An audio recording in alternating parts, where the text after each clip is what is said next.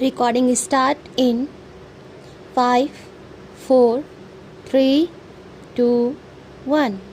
Start. I have no intention of giving a certificate about which my honorable friend Dr. Krishna Swami was talking some time ago, since anything like a certificate being given by any member of the business community is likely to be misunderstood, but the fact remains that impartial observers both here and abroad have testified to the soundness and stability of our finances, which have successfully withstood severe stresses and strains of the changing economic factors, both national and international, and for this the fullest possible credit is due to the wise handling of the situation by our present finance minister. There have been criticisms on both sides. Some have described the budget as pro-big business, as something which has brought about a boom in the stock exchange, and as something which has brought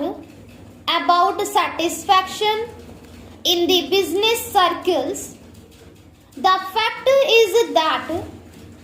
if there has been any satisfaction, it has been due purely to negative features of the budget, and not because any positive relief in any direction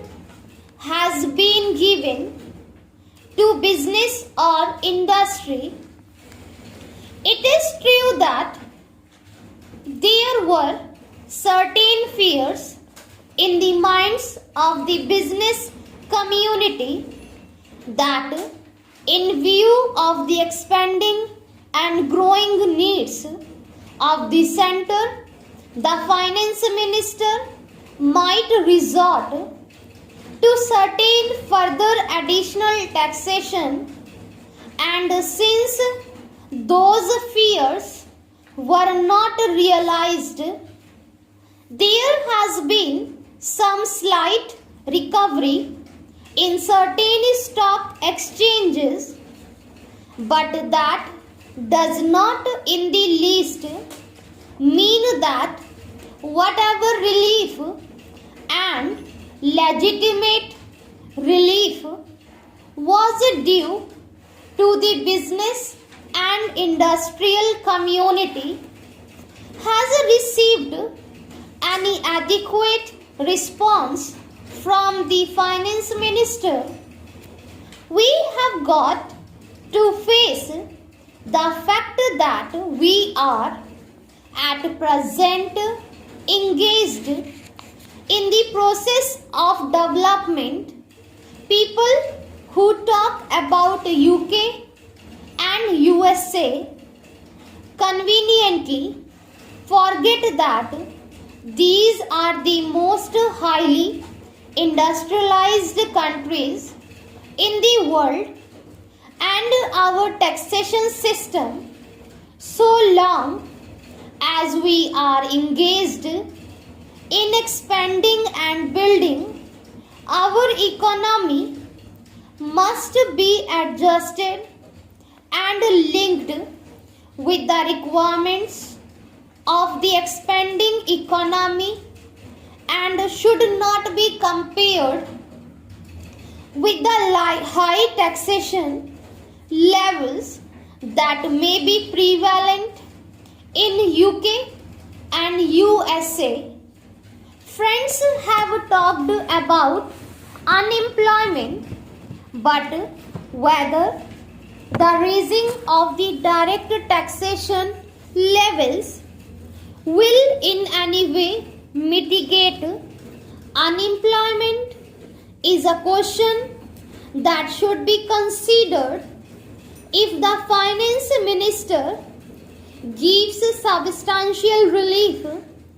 in direct taxation. I think that might lead to an acceleration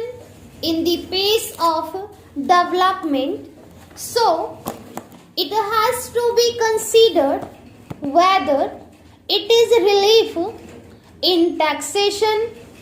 which will lead to a reduction of unemployment, or whether it is raising of taxation to the outmost levels which will dry up the resources and channels of capital formation and thereby not only retard all further development but might also throw the functioning of present industries out of gear. So my submission is that when the taxation inquiry committee has been appointed, it is only logical to expect that no substantial changes in the taxation structure will be made until the findings of that expert committee are known, until we know the incidence of taxation in the various sections of our economy. Now coming to the question of deficit financing, I am afraid that my esteemed friend's attitude was somewhat different from the line of opinion in the business and industrial community. Not that we advocate deficit financing for bringing any artificial rise in prices, but the fact is that those who have criticized credit deficit financing have not suggested any other alternative or made any other constructive suggestion which will bring about necessary development plans. After all, the fact has got to be faced that whatever program we have set out in the national plan should go on by my financial considerations and assurance has been given by the finance minister that so far as financial resources are concerned, he will ensure that the 5-year plan he will not in any way be retarded. In this connection, I can only say that deficit financing is one thing so far as the revenue budget is concerned. So far as normal expenses and expenditure are concerned, certainly nobody would advocate deficit financing, which might be very undesirable, but when it is a question of doing something abnormal, of investing something in productive channels, then certainly some risk has got to be taken, and I think the finance minister has been fully cautious in taking whatever measures he has so far. We know that the measures that the government took for contracting money supply about the end of 1950 and certain other measures adopted which brought about a slump. Also from time to time the finance minister did not hesitate to mop up the surplus, which as the records would show has been about rupees 300 crores during the past 4 or 5 years.